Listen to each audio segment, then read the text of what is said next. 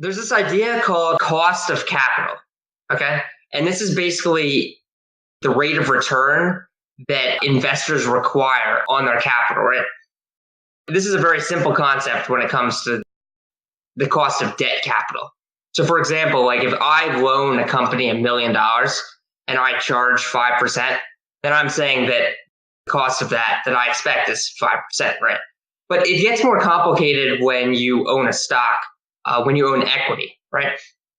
Because there isn't that like stated rate as you have with debt. Debt will be a 5% rate or a 7% rate, just like a mortgage. So it's a little more complicated with equity. Well, I'm just going to give an example to kind of illustrate this concept. Let's say that you give a toy store owner $1 million to start a toy store, and he invests that $1 million. So after he's invested it, let's say he buys a building for, I don't know, $500,000 to run his toy store out of, and he buys $500,000 worth of inventory. So basically, you have $1 million in invested capital in that toy business, right? Now, let's say that this guy's an idiot and he doesn't know how to run a toy store, and he only makes like $20,000 on $1 million of invested capital. That's very poor, right? That's a very low rate of return.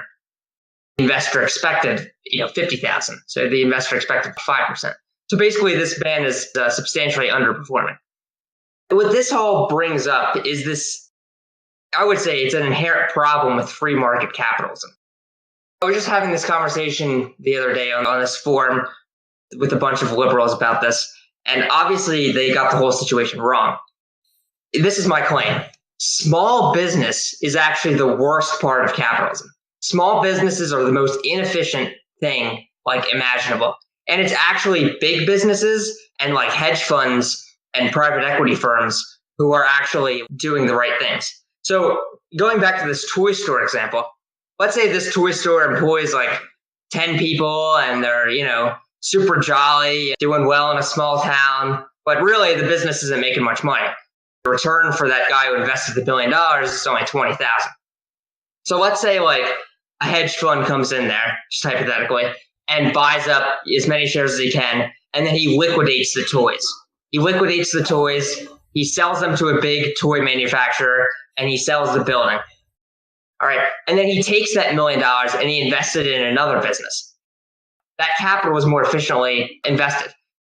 Looking at the math here, let's say that the $500,000 worth of toys, like a big toy store like Toys R Us, and let's say they earn a 10% rate of return.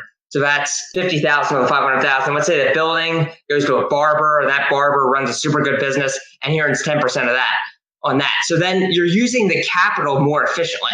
So that's a total of $100,000 versus the $30,000 before. So now this may all seem very arcane to you. What leftists would say is that hedge fund was terrible for liquidating it because then all those employees were fired and shit. But the thing here, this is my claim, is that what that hedge fund is doing is making capitalism more efficient and doing really what I believe the government should be doing. So now let's imagine we live in a country like China. Well, instead of a hedge fund doing a process like this, it'll be the state government. It'll be the government. So imagine that this toy store, 50% owned by the government. Well, the government would see that it's being inefficiently run. And now there are a few options here. If it's like healthcare or something that's socially necessary, the government would nationalize it, realizing that this business isn't supposed to make a profit. So even if it's only earning 3% on the invested capital, well, we'll just nationalize it and it doesn't really need to be profitable. And now they own 100%.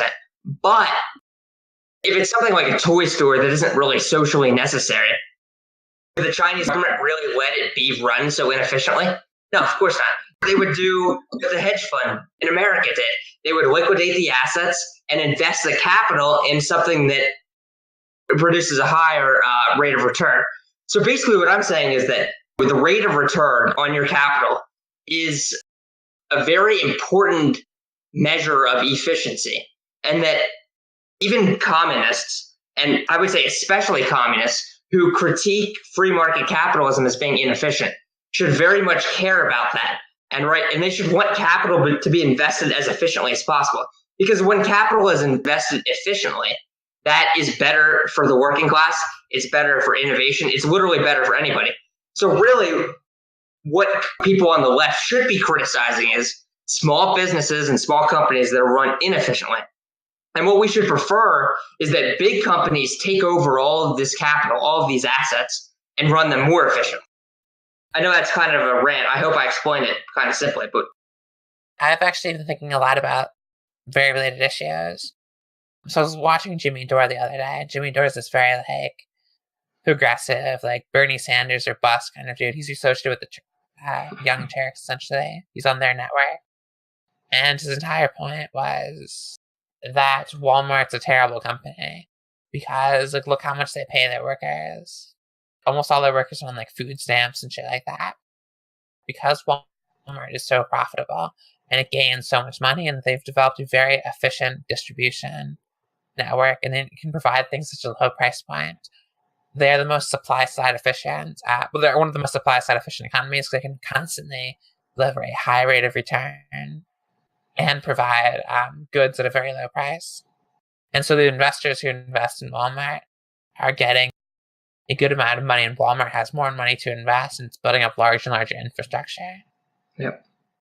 I mean, I completely agree with you. To me, Walmart should be a socialist or a communist dream, because what capitalism does is it has all this competition, right?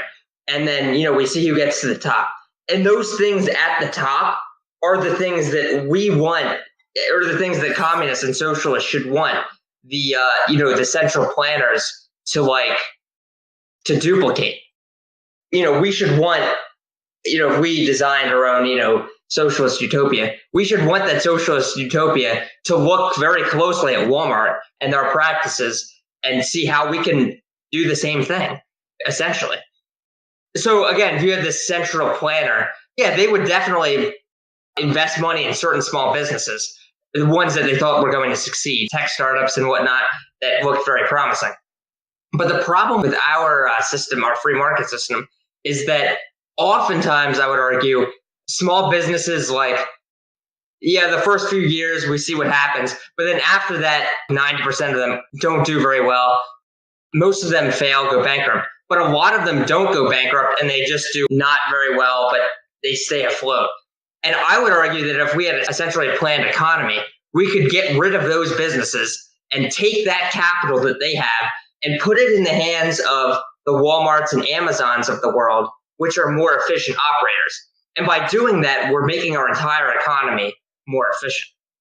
The one benefit of allowing small businesses to hold that capital is that some of them will eventually make innovations.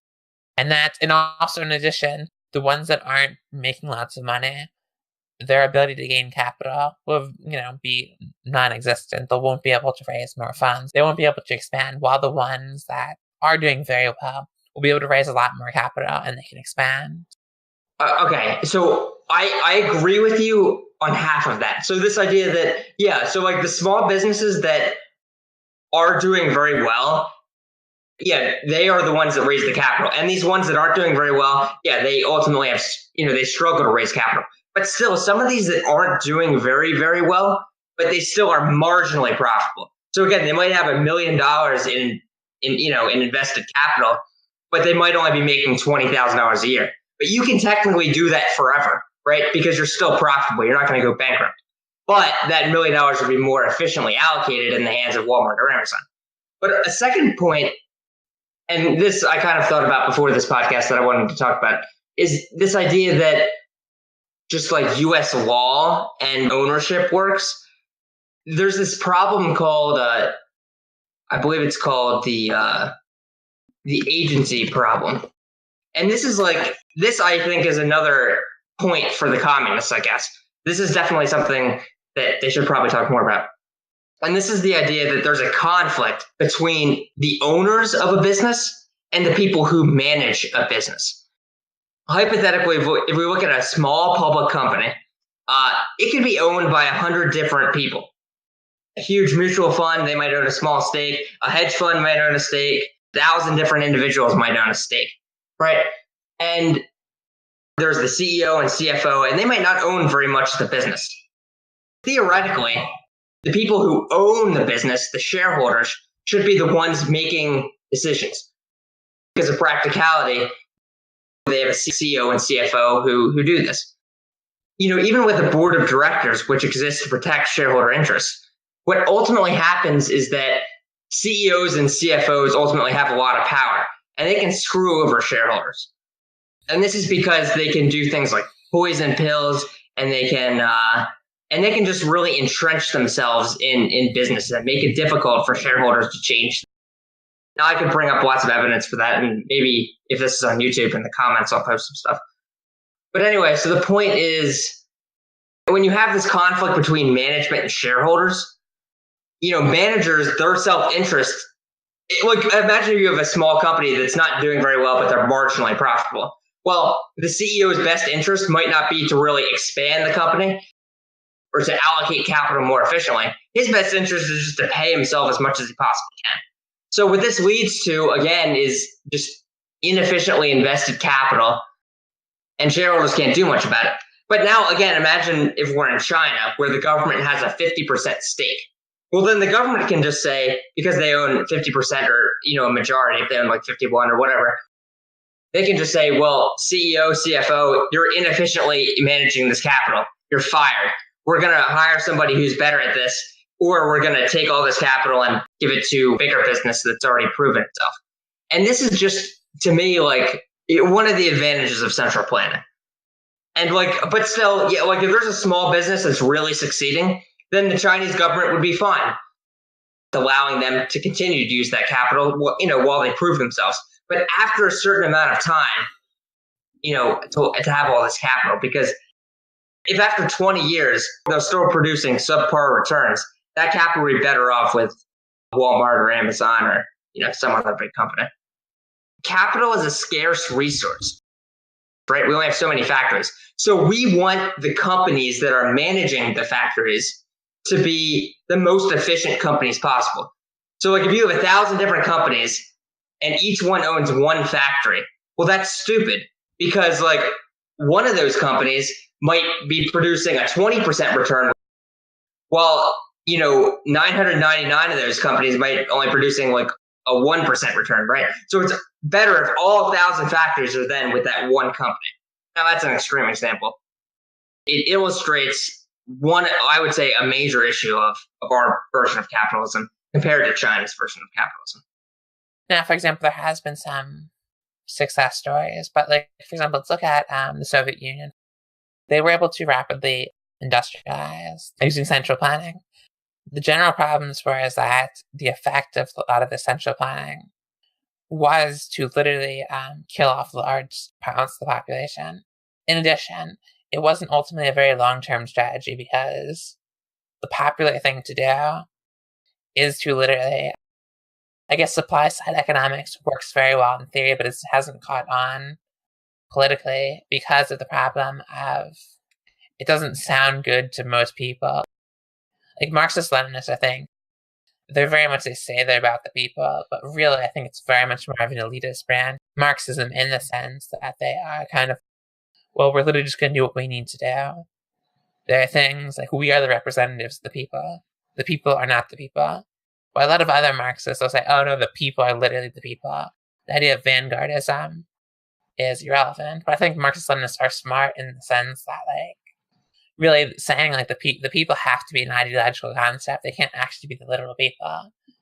It's not good to nobody really believes Marx has any sort of sense that literally giving, literally the people are the supreme authority.